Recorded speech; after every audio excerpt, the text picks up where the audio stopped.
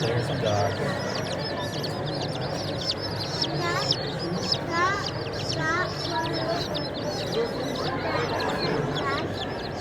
Yeah, that is what he looked like when she was a baby. Probably not.